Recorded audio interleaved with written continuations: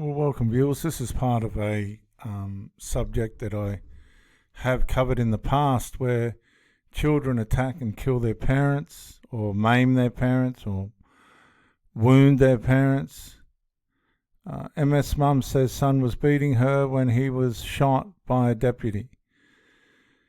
Alcorn County, Mississippi, a Corinth, Mississippi mother says she was severely beaten by her son before police arrived and shot him in the back of the neck on Saturday.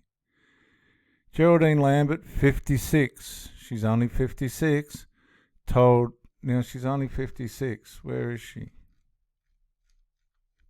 I'll open this up. We'll come to her in a minute. Told REG that she believes her son Jason Sekarak, 39, was under the influence of drugs. Now, this is where these parents want to be careful, because a lot of these parents supply the money for these sons to have the drugs, and then they don't realise this at the time, but the sons and that hold grudges against them for doing it. When he began cutting himself with a knife at her home on County Road. He had a knife and he cut his finger and there was blood all over. So I thought he cut something else on him, said Lambert. She called 911 but recalled a chilling threat her son made toward her. He said, "I'm Satan and you will die today," said Lambert.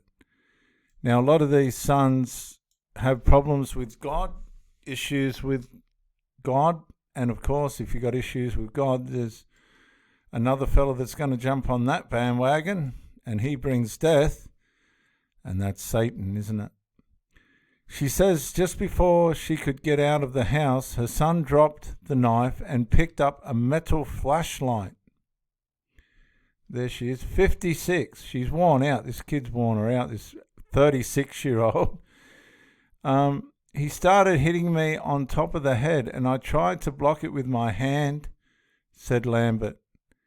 Alcorn County Sheriff's Office deputies responded to the home where the first deputy reportedly witnessed Sekarak striking Lambert in the head. So he's been giving it to her. Geez, she doesn't look good there. Reports, and this is her son. She's only 56. She might have been on drugs herself. We don't know.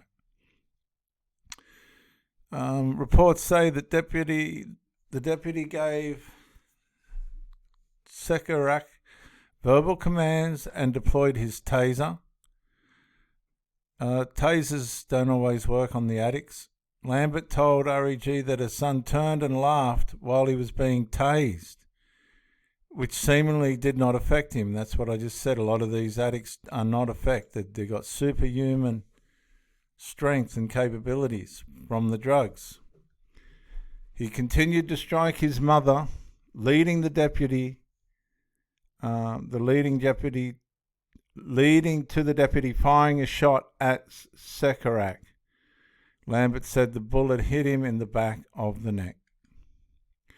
The deputy saw what he was doing and he tased him, and my son turned around and looked at him and kind of laughed and kept on hitting me some more, so he shot him, Lambert said. Lambert received numerous cuts and bruises from the altercation. She was flown to North Mississippi Medical Center in Tupelo, where she had to get stitches and staples in her head. Sarek was taken by ambulance to Magnolia Regional Health Center in Tupelo, where he remains in a critical condition, so he's lived. And Lambert said she believes her son may be paralyzed from the neck down due to the shooting. Well, don't come running to his rescue, lady. Several staples on top of my head and stitches on my face and up there too somewhere. Geraldine Lambert, battered and bruised, but thankful to be alive, she says, after her son beat her Saturday afternoon with a metal flashlight in their Alcorn County home. 39-year-old Jason Sekarak would later be shot by a deputy. She recalls her son was acting funny Saturday, she believed under the influence of drugs. And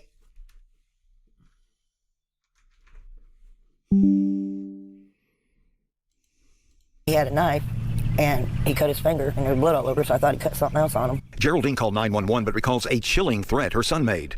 He said, "I'm Satan, and you will die today." She says before she could get out of the house, he dropped the knife and grabbed a metal flashlight. And he started hitting me on top of the head, and I tried to block it with my hand. She says a deputy arrived and came through this side door. And seeing what he was doing, he tased him. And my son turned around, looked at him, and kind of laughed, and kept on and hit me some more, so he shot him.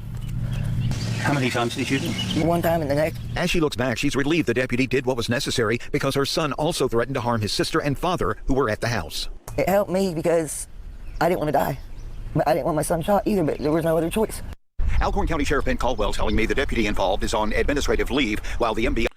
Okay, so let's just play that last part again. Alcorn County Sheriff Ben Caldwell telling me the deputy is necessary because her son also threatened to harm his sister and father who were at the house. It helped me because I didn't want to die. But I didn't want my son shot either, but there was no other choice. There was no other choice. And this is what happens to these people because they love their sons to death. They're too close. They're too close. Sons who love their mum to death. Well, guys, that's another one in this take. It's not a very nice story, but the evidence is showing that more and more disrespect is coming to parents by way of their children. If you haven't already, subscribe to my channels, which are Pro Theologist and Pro Brick exclusive, and I'll see you on the next one.